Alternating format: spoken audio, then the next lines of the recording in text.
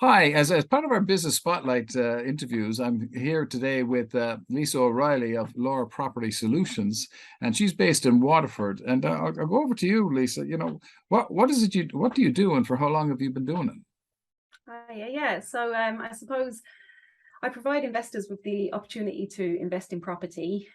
So I raise funds from private investors, high net worth individuals, and the likes. Hmm. And I use these funds then to turn vacant property in Waterford, in and around Waterford City, into quality accommodation for the rental market. And I also build property portfolios for investors as well at the same time. Fantastic. And how long are you doing that, Lisa? So up until last year, early last year, I was a full-time chartered accountant.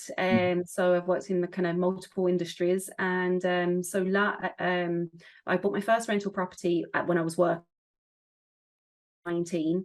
And I project managed the build of my own house maybe 10 years ago. So I had a little bit of involvement in property, but not much. But then last year, I decided to go into this full time.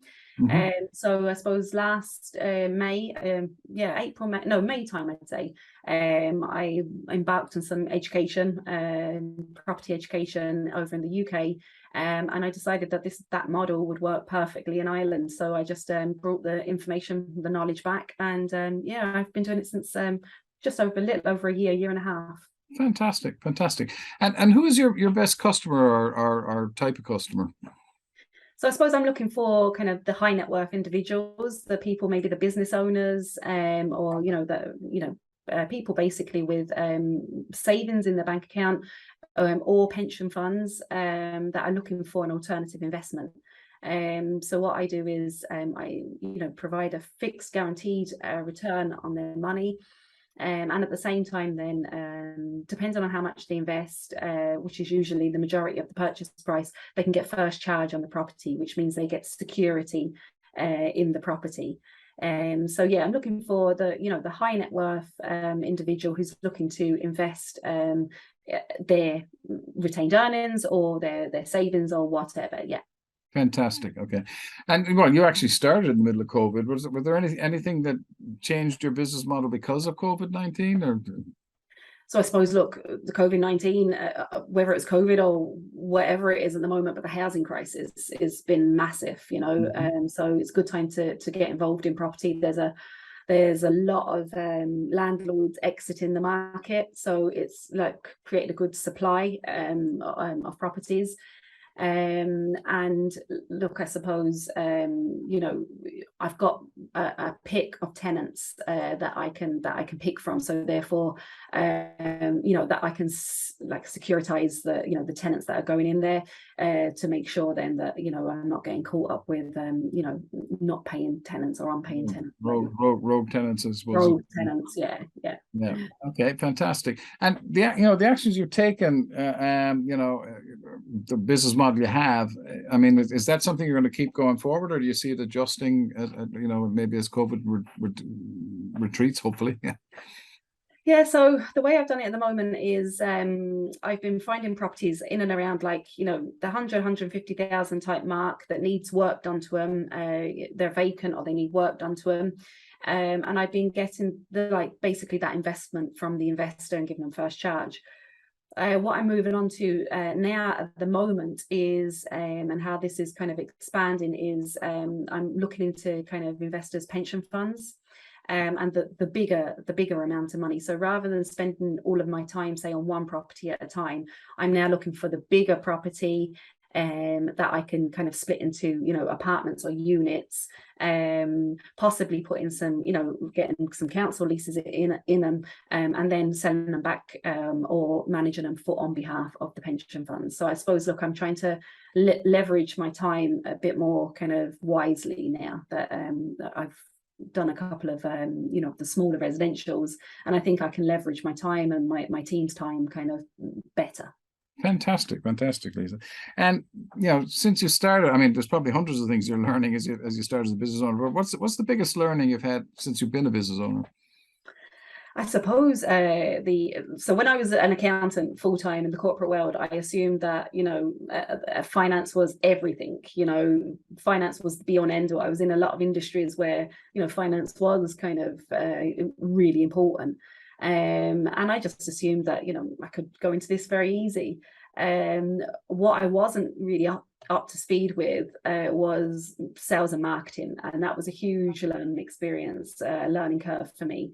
Because I just thought numbers talked. So everybody should surely, if I present with the numbers and returns, why wouldn't you go for it? You know, it just makes sense. But like, you know, what I've learned is that you need to bring people along on the journey with you. People buy into you and like my personal brand, say, and me. But I've just got to slow it all down, and I've just got to make sure that people are coming along on the journey with me so they can understand. And that's all down to like kind of sales and marketing and that, you know. So yeah, sales and marketing was just like, well, I didn't even know it existed before. Like, Right. yeah, I did, but It was a whole new world for you. Yeah, fantastic. Yeah, a whole new world. Yeah, yeah. Great. You're getting on top of it, which is brilliant. And any offers that you want to include in the newsletter today? Yeah, so like just reach out and DM me. My name's Lisa O'Reilly. I'm on LinkedIn and Facebook. And yeah, I'm starting up a property networking group. We're going to call it the Southern Property Networking Group, where all property people kind of anyone that's got any interest in property can get together, meet up on a monthly basis, and we're going to do like a little road show around the south of Ireland. So we go Cork, Waterford, Kilkenny, etc. And it's like minimal fee, maybe, you know, 30-40 euro to attend, but it's just where we can all get together and like maybe start networking and maybe, you know, get some deals going and some you know, get some business going between us all. Like property, there's many different facets. Like, you know, you've got the mortgage advising, you've got the, you know, the building side of things, the investor side of things. You know, there's so many different people that we can bring together, and it's something that we're kind of lacking here in the south of Ireland, like down in the south here. So yeah, so if anyone wants to kind of reach out to me, DM me on Facebook or LinkedIn, and I can give you some more information. Fantastic, Lisa. Yeah. And I suppose just to finish up, you know, what is most inspiring for you today? Or to you, indeed. Yeah. Most inspiring, the entrepreneurial world. So I didn't realize the time, the kind of the emotional roller coaster that is being what it is to be an entrepreneur. I led a very comfortable life for, you know, 14, 15 years in the corporate world, albeit I wasn't particularly happy, but it was very comfortable. You never had to worry about kind of when the next kind of pennies were coming and what's inspired me is like, you know, all these entrepreneurs out there that, like, you know, they don't necessarily know exactly where it's going to go, but yet they still take that first step into the darkness. And you can only know where you're going to go like once you're actually there, really, you know. So yeah, it's just this whole kind of the roller coaster that is the entrepreneurial world. And I'm reading a lot of books and I do a lot of podcasts to kind of, you know, keep me up and inspired. But yeah, definitely it's an inspiring journey. Fantastic. Listen, Lisa, it's great talking to you today, and thanks again for taking part in that. Great, thanks for having me. You're welcome.